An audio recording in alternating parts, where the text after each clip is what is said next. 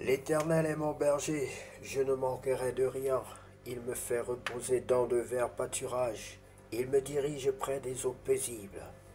Psaume chapitre 23, versets 1 à 2.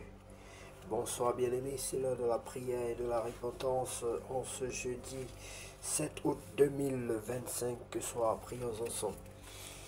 Seigneur, la nuit tombe et je me présente devant toi avec un cœur reconnaissant. Merci pour cette journée que tu as conduite. Merci pour ta présence même dans les silences. Je te rends grâce pour tout ce que j'ai pu accomplir et je te remets ce que je n'ai pas terminé. Tu connais mes intentions, mes efforts, mes limites. Dans ta grâce, viens combler mes manques. Je dépose devant toi mes fardeaux, mes pensées agitées, mes émotions pesantes, mes questions sans réponse et mes luttes intérieures. Dans ton amour, enveloppe-moi de paix. Seigneur, si j'ai parlé avec colère, pardonne-moi. Si j'ai oublié de t'écouter, reviens frapper à la porte de mon cœur. Si j'ai douté de ton amour, renouvelle ma foi. Et si je suis épuisé, accorde-moi un sommeil réparateur. Ta parole déclare que tu es mon berger et que je ne manquerai de rien. Tu me fais reposer dans de verts pâturages et tu me diriges près des eaux paisibles. Bien-aimé, le soir est un sanctuaire sacré, un lieu de repos dans la fidélité de Dieu. Il t'a apporté aujourd'hui et il veillera encore cette nuit. Je déclare que ma nuit est protégée par le Seigneur au nom de Jésus. Je me couche dans sa paix au nom de Jésus-Christ et je me relèverai demain avec un cœur nouveau, prêt à le suivre encore au nom de Jésus-Christ. Seigneur, je te confie cette nuit, garde mon esprit en paix. Veille sur mes pensées, sur ma maison, sur mes proches. Je t'appartiens aujourd'hui et à jamais. Au nom précieux de Jésus-Christ, j'ai ainsi prié. Amen. Bien-aimé, je vais aussi prier pour toi. Je vais t'aider à entrer dans la maison du Seigneur, dans la bergerie du Seigneur. Si tu veux recevoir le Seigneur Jésus-Christ dans ta vie comme ton sauveur personnel et ton Seigneur, tu es la bienvenue. Tu peux prendre la position qui honore ton Dieu et je vais t'orienter dans la prière. Tu vas répéter cette prière après moi, bien-aimé. Seigneur Jésus-Christ, je reconnais que je suis un pécheur et je te demande pardon.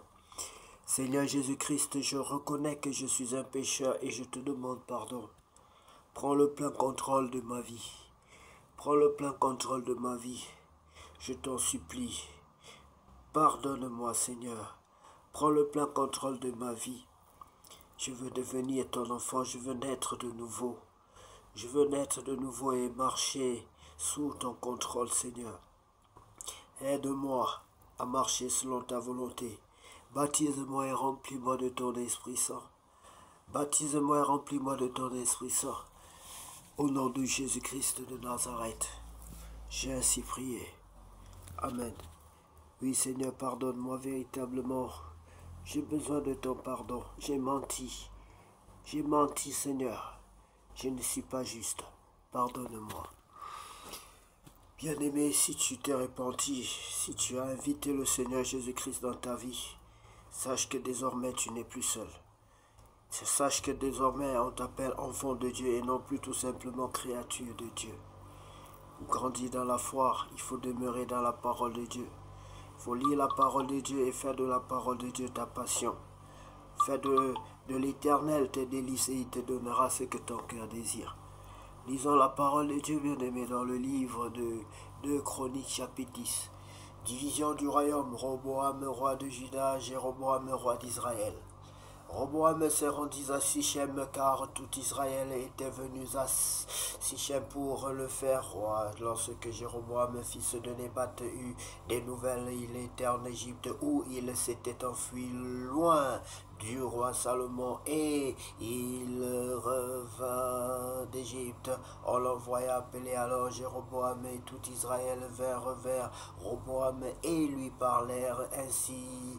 Ton père a rendu notre joug dur, maintenant allège cette rude servitude et le joug pesant que nous a imposé ton père et nous te serviront. Il leur dit, revenez vers moi dans 3 jours, et le peuple s'en alla. Le roi Roboam consulta les vieillards qui avaient été auprès de Salomon, son père, pendant sa vie, et il dit, que conseillez-vous de répondre à ce peuple?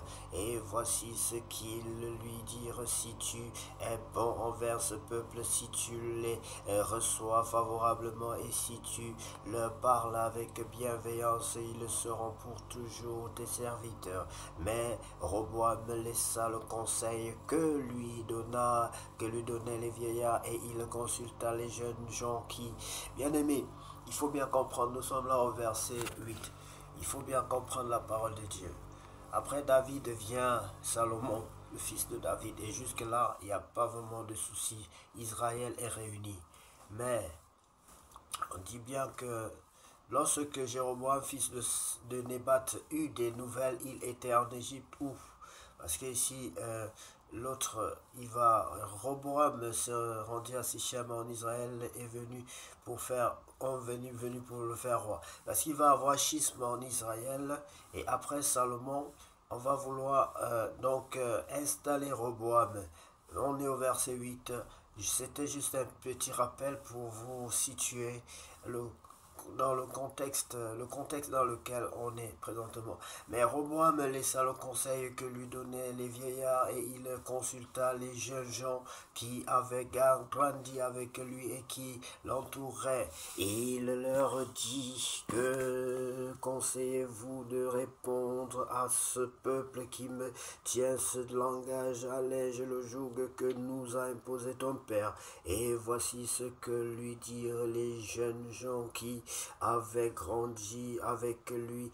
Tu parleras ainsi à ce peuple qui t'a tenu ce langage. Ton père a rendu notre jour pesant, et toi allège-le nous. Tu leur parleras ainsi: mon petit doigt est plus gros que les reins de mon père. Maintenant mon père vous a chargé d'un joug pesant, et moi je vous le rendrai plus pesant. Mon père vous a châtié avec des fouets, et moi je vous châtierai avec des scorpions. Jéroboam et tout le peuple vinrent à Roboam le 3e jour suivant ce qu'avait dit le roi: revenez vers moi dans 3 jours. Le roi leur répondit durement. Le roi Roboam laissa le conseil des vieillards et leur parla ainsi d'après le conseil des jeunes gens: mon père a rendu votre jour pesant, et moi je le rendrai plus pesant. Mon père vous a châtié avec des fouets, et moi je vous châtierai avec des scorpions. Ainsi le roi n'écouta point le peuple, car cela fut dirigé par Dieu en vue de l'accomplissement de la parole que l'Éternel avait dite à Achija de Silo, à Jéroboam fils de Nébat. Lorsque tout Israël vit que le roi ne l'écoutait pas, le peuple répondit au roi: quel pas avons-nous avec David?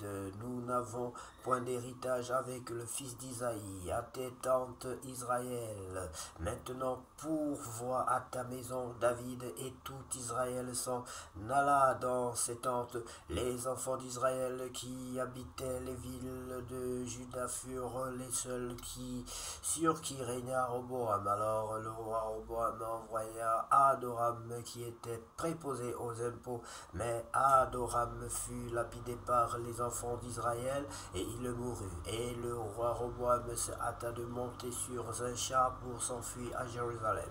C'est ainsi qu'Israël s'est détaché de la maison de David jusqu'à ce jour. Voilà, bien aimé, j'ai voulu m'arrêter pour apporter cette précision, que c'est le début, c'est le véritable début du schisme, le schisme du royaume de David. C'est ici que ça commence. Soyez bénis, bien-aimés, et surtout, demandez à l'Esprit de Dieu de vous aider. Ne vous appuyez pas sur l'homme. L'homme n'est que déception, bien-aimés.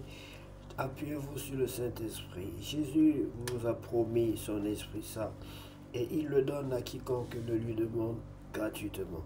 Il vous le donne gratuitement, bien-aimés. Que Dieu vous bénisse abondamment, qu'il nous donne davantage la force physique, morale, intellectuelle, spirituelle pour aller de l'avant. Et surtout qu'il remplisse notre cœur de la crainte de son nom et qui nous aide à fuir le mal, fuir le péché.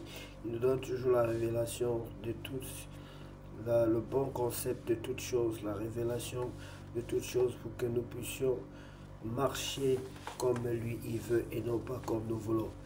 Ici, par exemple, Roboam, vous vous rendez compte, on ne nous dit en aucun instant qu'il est allé consulter l'Éternel.